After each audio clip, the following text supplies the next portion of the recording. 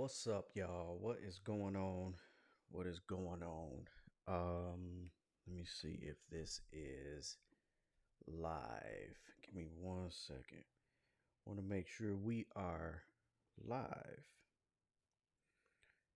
Come on in, y'all. Come on in. Come on in. If y'all can hear me, just go ahead and chime in. Let me know you can hear me. And I will not be before y'all long today for sure. Let me see if this is coming through real quick. Okay. All right. I think we are live. What's up, y'all? What's going on? What's going on? Wanted to jump on here really quick tonight. I understand that it's getting late for some people. Of course, I'm on Central Time, so um, I'm probably an hour behind some of you guys, and probably a couple hours ahead of some of you guys. But I wanted to jump on here and share some thoughts with some some individuals and with some of you guys because um, I've been having some very consistent conversations with people, and I'm realizing that this is a ongoing challenge or ongoing attack. Let me say it that way. It's an ongoing attack that many people seem to be dealing with right now. But as you are tuning in, definitely let me know that you are here. Let me know where you tuning in from. Of course, it's been a minute before I jumped on a live.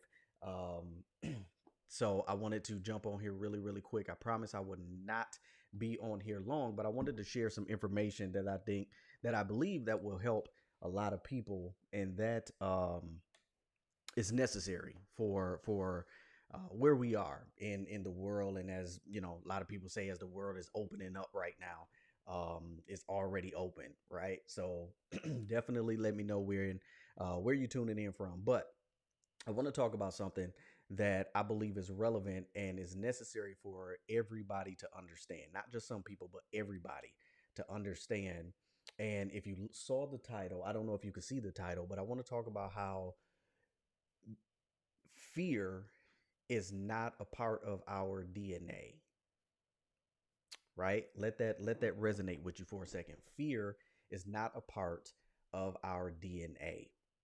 Again, what sparked this conversation, what sparked this live, is that I've been having a lot of conversations with people, and it seems like everybody has a dream, everybody has a goal, everybody has an ambition, everybody has things that they want to be able to accomplish, whether it's this year, next year, several years down the road.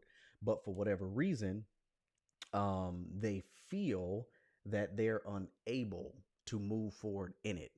And so the common thread or the commonality in all of these conversations, however, is that there's this fear of not being able to succeed in whatever it is that they set out to do. So I wanted to jump on here and just share some thoughts. And again, I've been thinking about it for the last couple of days, but fear is not a part of our DNA. And definitely, if you have something that you want to share and add to it, by all means, go ahead and put those comments in the comments below. But I definitely wanted to jump on here real quick. So I promise you that I wouldn't be here long, but there's a couple things that I want you to understand. Okay, fear again is not a part of our DNA. What does that mean?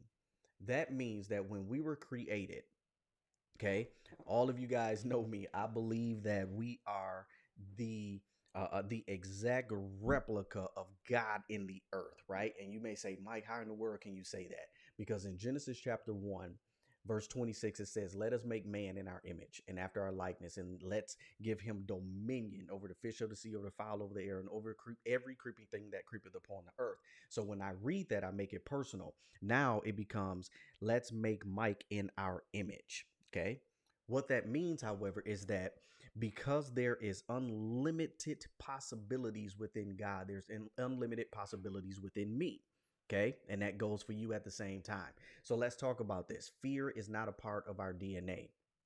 There's another principle that we all must understand as we're pursuing what it is that we believe that is ours for the taking this year, or for several years down the road. And that is, the principle says God has not given us a spirit of fear, but of power, love, and a sound mind.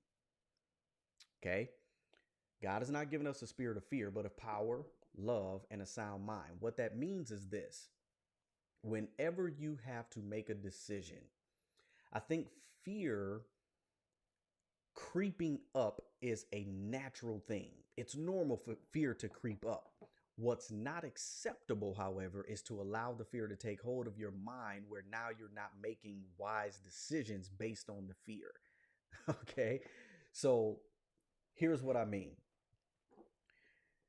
You have a goal that you want to start a business. Okay.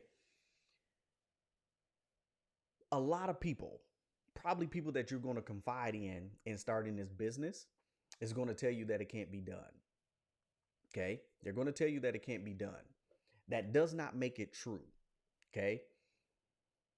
That is a conduit for fear to be able to seep in to convince you that what you believe is possible really is not possible based on the opinions of someone else. That does not make it true, though.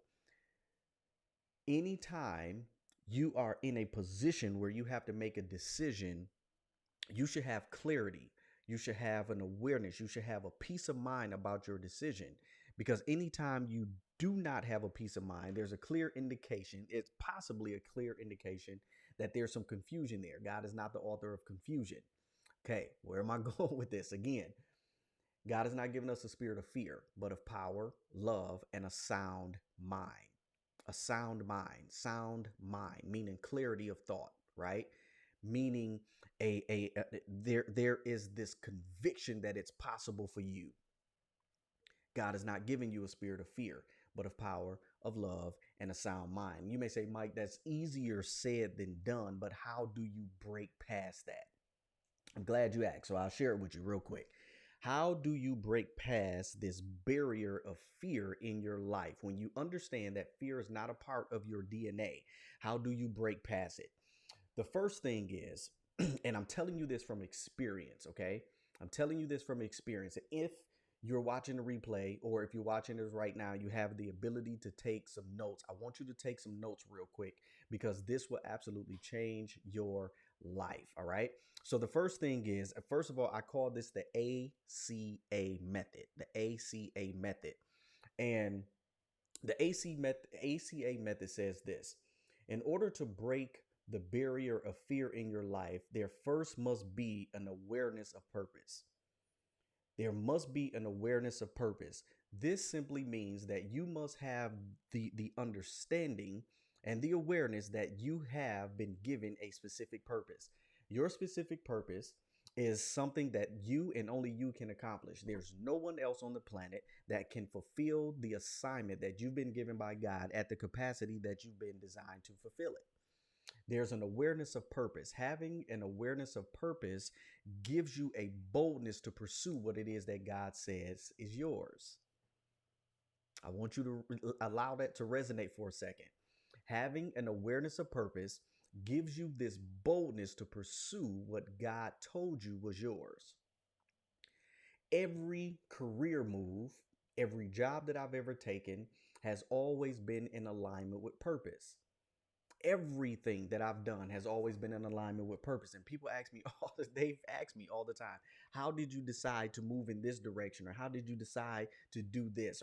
Or as a matter of fact, for my family and I, when we moved from Flint, they said, how did you know that it was time to move? It's an awareness of purpose. I knew, number one, that God told us to move, but I also knew that it was in proper alignment with what I knew my purpose is, or I know my purpose to be, right? There's an awareness of purpose. That awareness of purpose creates on the inside of you a peace of mind. Okay. Connect the principles.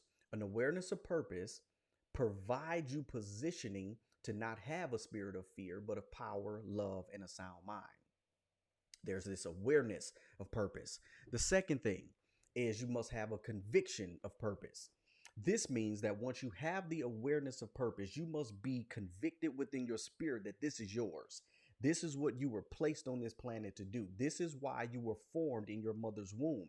So you can provide a solution to a problem that exists in the earth during your generation.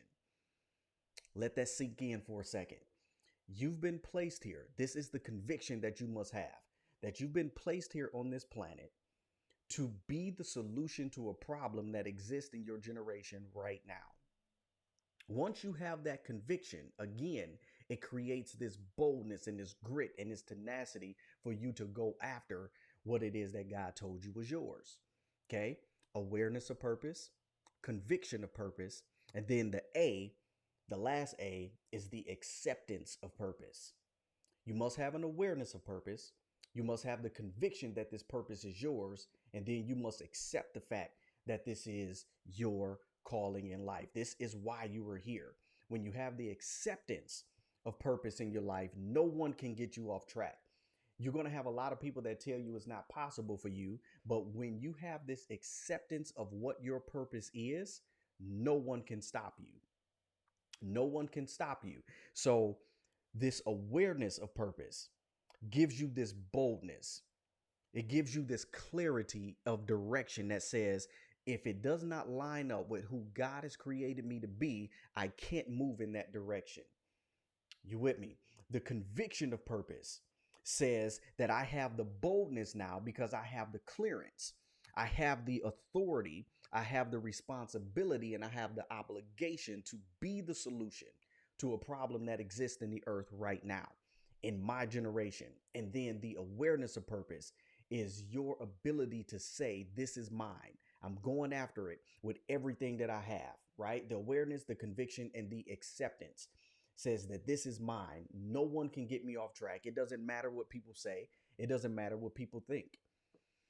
You know, I've heard it said before, and I honestly, I do believe, or I agree with this, and that is, if you don't have enough people talking about you, then you're not doing something either right or you're not doing enough of it.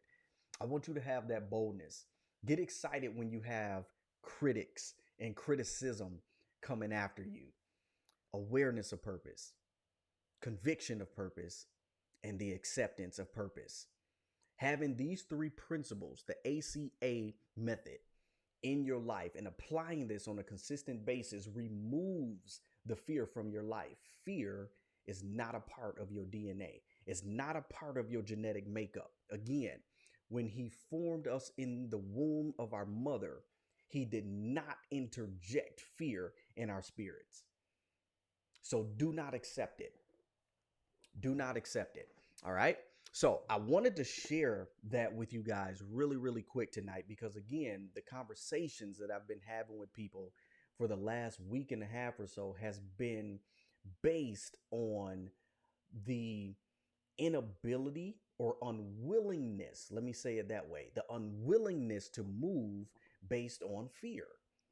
God has not given us a spirit of fear, but of power, love, and a sound mind. You have the very nature of God resonating in your very being.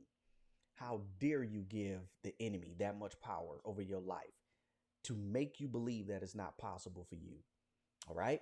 So hopefully that was an encouragement to you. Again, if you're watching the replay, just go ahead and type in some things that you are applying to your life that helps you break past this barrier of fear in your own life. All right. So that's all I have for tonight. I'll probably jump back on maybe this weekend or so. But I wanted to share that for somebody that is watching this right now. Maybe it's you. Maybe it's you. God is not giving you a spirit of fear, but of power, love, and a sound mind. As with everything, and as always, I want you to understand that when you are living in your purpose, there's no such thing as competition. Take care. God bless. Good night, y'all.